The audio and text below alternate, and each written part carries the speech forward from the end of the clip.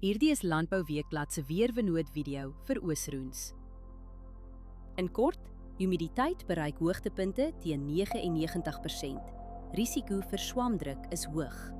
Hier is die besonderhede.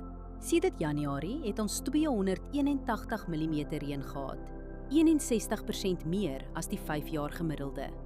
Groeigraad daar staan tot dusver op 1326. Dit is 45 grade laer as die 5-jaar gemiddelde. Die laagste temperatuur wat voorspel word, is 4,4 grade. Die hoogste is 22,1 grade.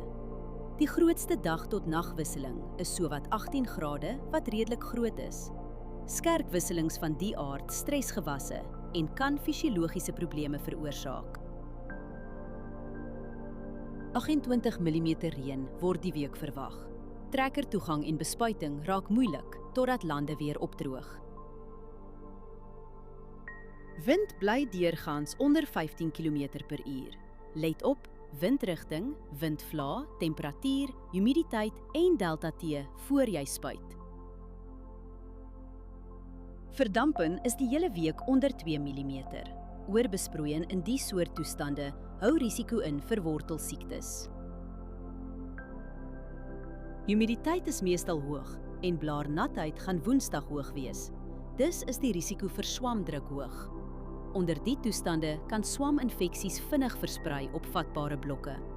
As jy een ding doen, oorweeg dit om voorkomende swamdoder vir die eerste droë, kalm oggend te skeduleer. Hierdie weerinligting is gebaseer op werklike data vanaf meetstasies.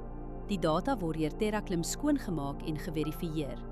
KI-interpretasies word deur grondwaarheidsdata onderlê, aangedryf deur Villa Crop Protection. Hierdie verslag is met die hulp van kunsmatige intelligensie gegenereer en is nie professionele advies nie.